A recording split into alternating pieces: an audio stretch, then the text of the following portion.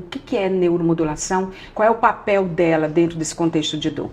A neuromodulação é um campo que está em ascensão na medicina nas últimas décadas, com diversas técnicas que são estudadas para tratar diversas doenças, entre elas condições relacionadas à dor. Então, de uma forma mais geral, a neuromodulação seriam técnicas que atuariam no cérebro de forma a modular os neurônios, as vias neurológicas, no caso aqui as vias de dor, para que você consiga ter um melhor controle e um alívio dessas dores crônicas. Substitui o remédio? Pode substituir, pode ser complementar, isso depende de cada caso. Mas geralmente, assim, existem algumas técnicas. Uma das principais é o que a gente chama de estimulação magnética transcraniana, que pode ser usado para casos de dor crônica, dores neuropáticas que se originam nos nervos, entre outros tipos de dores. E é geralmente usada essa técnica quando os tratamentos iniciais eles falharam. Quando você usou várias medicações, outras terapias integradas e ainda assim o paciente não responde, nesse momento você pode associar terapias de neuromodulação e que em alguns casos podem inclusive substituir medicação sim. Tem, por exemplo, eu escuto falar hack, ozônio. A pessoa está com uma dor e ela faz uma aplicação de ozônio. O ozônio ele ganhou uma dimensão que eu não sei como é que tá sendo neuromodulado. Sim.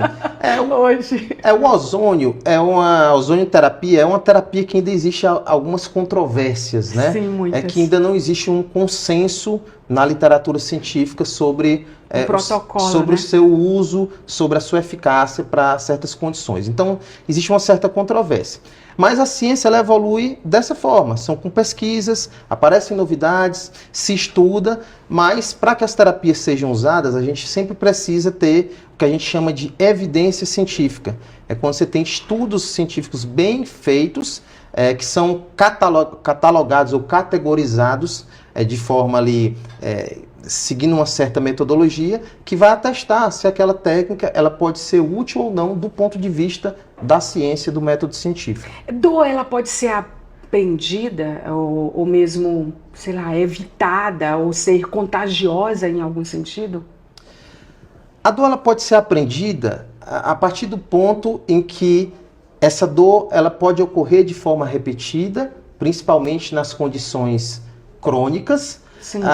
Eu não diria que ela seria contagiosa, até porque é um processo... contágio, né? Contagiosa entre aspas. Individual, né? Mas ela pode ser contagiosa quando a gente analisa no aspecto de que a percepção da dor, como eu falei inicialmente, ela envolve não só o componente físico, mas o componente emocional, cultural, e dependendo das particularidades de cada indivíduo, eu poderia dizer que sim, que em alguns contextos ela poderia ser contagiosa, sim. Entre aspas, né? Para deixar claro isso. Sim. As pessoas que têm insônia, elas têm mais dores? Elas sentem mais dores? Estão mais propensas a sentirem dor? Sem dúvida.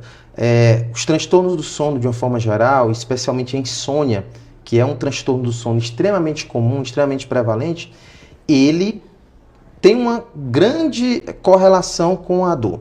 Tanto no sentido de que quem tem insônia tem uma maior propensão de ter dor ou de cronificar dor, como quem tem dor crônica tem uma maior tendência de apresentar insônia. Então, uma relação bidirecional em que uma coisa piora a outra.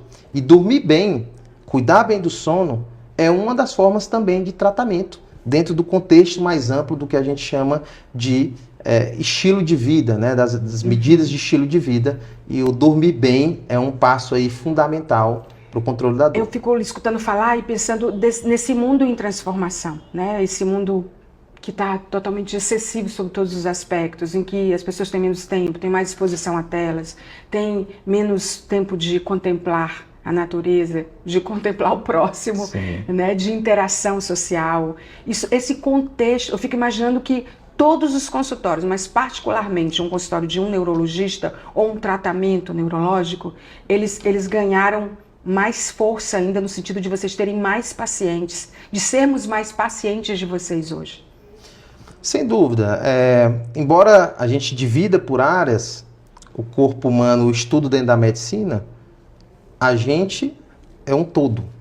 Corpo, mente, espírito, está tudo conectado de alguma forma e sem dúvida nenhuma, no mundo moderno, acelerado, em que tudo é para ontem, que o mundo da internet e do digital, ele amplificou ainda mais esses aspectos contemporâneos, isso influencia sobremaneira, tanto do ponto de vista emocional em si, porque você gera mais ansiedade, mais expectativa, e isso, de certa forma, está totalmente ligado à saúde como um todo, né? Sim. E como a gente falou do sono que piora a dor, a parte emocional, os hábitos de vida, eles também influenciam.